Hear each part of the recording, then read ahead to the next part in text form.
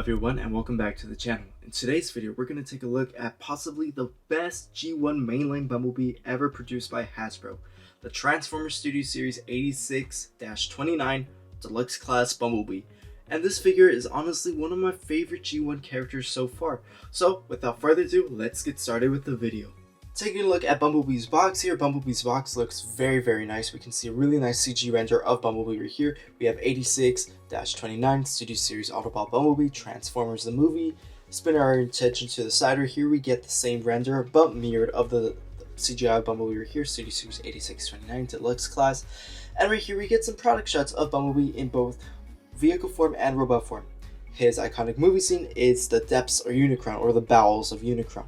And then right here his little bio says, Bumblebee is saved from the acidic insides of Unicron when Daniel Witwicky comes to the rescue. So in the film, if you've seen the 1986 film, I know every one of you 40-year-olds have, all of you guys have seen the scene where Daniel saves Spike, Cliffjumper, Jazz, and Bumblebee from Unicron.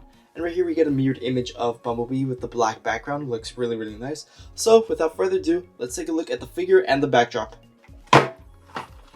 The backdrop here looks very nice. If we just take a look at the backdrop is the same backdrop that we got from the Studio Series Voyager class Hot Rod, and just bringing in Bumblebee right here to see. And I think he does blend in this backdrop, as this is probably one of the only scenes he did appear in besides the Moonbase 2/Moonbase 1. I'm pretty sure he should have had that background more than this one, as that scene was more iconic when Unicron devours both of the Moonbases, leaving Cliffjumper, Spike, Jazz, and Bumblebee all stranded in Unicron. So overall, I think this is an alright background.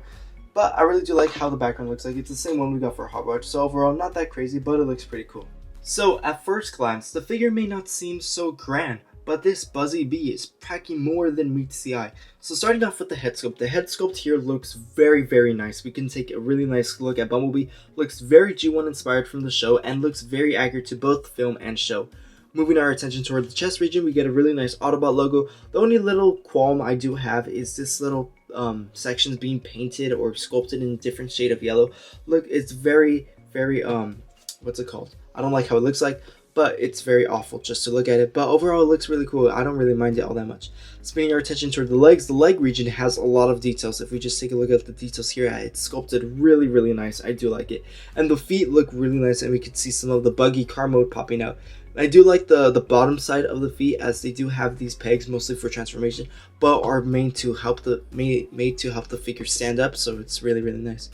And look, turning our attention toward the arms, I just don't like this tiny little hollow gap, but it's not that bad, to be honest. I really do like how the arms do look like. We get a really nice detail right here. They look really cool, as well as the fingers being individually sculpted, so it looks really cool as this figure looks more and more accurate to his CGI render. Spinning our attention toward the side region of Bumblebee, it's kind of fat, but I don't really mind all that much, as right here they did try to make it look like this is part of the robot mode. I do like that, and I do like the back side of the figure. It's very G1 accurate, and I really do like how this is very cartoon accurate, and the only thing that is missing is the wheel that was initially on the Bumblebee in the G1 show, but I don't really mind. I'm pretty sure someone's going to make an upgrade kit out there for a wheel, but overall this figure is really well done, and I do like how it looks like. The accessory wise on this figure is really nice. He does come with one accessory, being this little blaster, and the blaster here looks really nice. I do like how it is. It's silver painted, it's black painted in silver, but overall it looks really cool, and you can pose this guy around. Speaking of posing, how this figure articulates is the real question. Now he does have like a head joint on the head, so he can look up and down, not really to side, but he could do a full 360 if he wanted to. So a ball joint right there. He has a ball joint at the arm right there, as we could clearly see. He has a past 90 degree bend at the elbow, mostly due to transformation, and he has wrist rotation, something that's lacking in most deluxe class figures, but I'm so glad they included it with this one. He does have waist rotation, so that is really nice.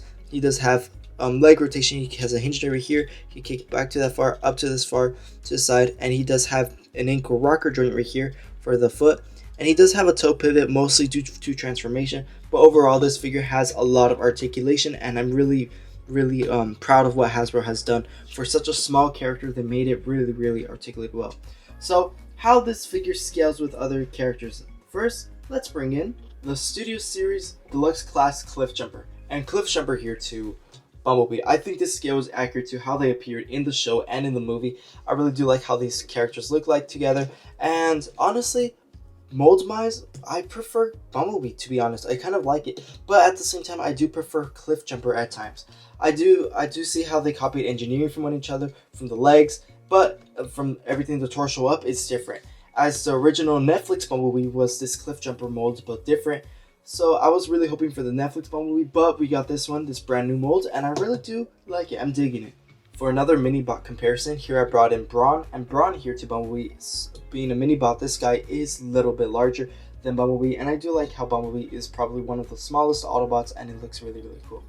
Here we have another mini-bot, the War for Cybertron Trilogy Deluxe Class Huffer. I just have the Ractonite upgrade on him just because I don't have anywhere else to put the fossilizer, so I added them on him. But overall, we could see Huffer to Bumblebee. I think the scale is accurate to the show. Moving on to our Deluxe Class Warpath, I feel like Warpath here is accurate to Bumblebee as well. As in the show, all the mini-bots were together and they did match this like kind of small vibe, and also I did upgrade Warpath with the skeleton pieces as well, so we could see how Warpath looks like with these characters. Here I brought in the War for Cybertron Deluxe Class Wheeljack, and Wheeljack here looks very accurate to Bumblebee, as they did share many scenes in the G1 show, and I feel like Bumblebee to Wheeljack, I feel like this size is very accurate to the film. Now for some rapid fire comparisons, here I bring in the Deluxe Class War for Cybertron Trilogy, Trax. And here I brought in the Studio Series Jazz, practically his little sidekick in the G1 show and in the 86 movie, as they did share a scene, and I think Cliffjumper as well, where they got their moon bases Ian,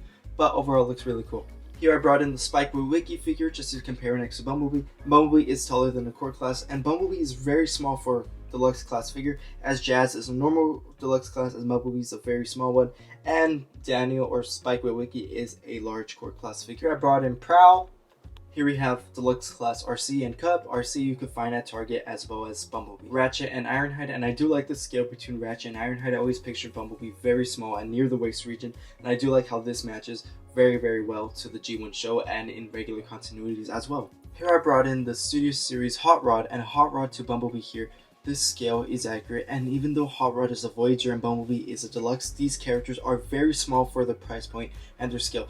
Mostly for these characters, you're paying for engineering, not the size anymore. Here for another size comparison, here I brought in Rodimus Prime from the Kingdom line, and Rodimus Prime to Bumblebee. It's the clear example of a core class with high engineering and a leader class with high engineering, as Rodimus Prime is a commander class and Bumblebee is a Deluxe class, but they still feel smaller than they should be. So overall, I just wanted to show you that here you're paying more for the engineering similar to Hot Rod and less for the size. And for one final comparison, I wanted to bring in the Coronation Starscream to Bumblebee, as Bumblebee and Starscream are sidekicks to Optimus Prime and Megatron, so I wanted to show you a sidekick size comparison.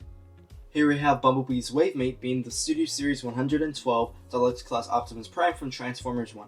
And the reason I brought in this one is these characters are both part of the Level A assortment that's going to be running from June of 2024 to June of 2025. It's going to end in July of 2025, so if you haven't gotten these figures, I suggest you buy them now before it's too late, as I missed my chance on multiple figures and I don't want you guys to end up like me. So I want you guys to get these figures, and they're really great prices for $24.99. You could buy it at Target, Walmart, and I believe Hasbro Pulse, GameStop, and Collection Store, I forgot what it's called, Entertainment Earth, and Big Bad Toy Store. You could buy it from those websites, and honestly these characters look really well, and I feel like $25 for both of these is really well priced. Here I brought in the Studio Series 86 Scourge, the Earthrise / Kingdom Optimus Prime, and I feel like Optimus Prime here to Bumblebee, I feel like the scale is accurate, but it's going to be even more accurate once we get that Commander class early next year or by late November this year. Here we have Grimlock compared to Bumblebee, and Grimlock is massive compared to Bumblebee. Here we have the little Daniel Witwicky figure that came with the Studio Series Slag, so overall, I feel like Daniel Witwicky to Bumblebee, this is accurate. And here for a core class size comparison, I brought in the Studio Series the Legacy Snarl, and Snarl to Bumblebee. This figure is a core class, and this figure is a Deluxe class, and they're almost the same height, if not eye to eye with one another. So in reality, for Studio Series and most of the mainline Transformers now, you're mostly paying for engineering and not the size anymore. So it's quite frustrating that this figure is small. I feel honestly he should be a little bit bigger, but I don't really mind all that much.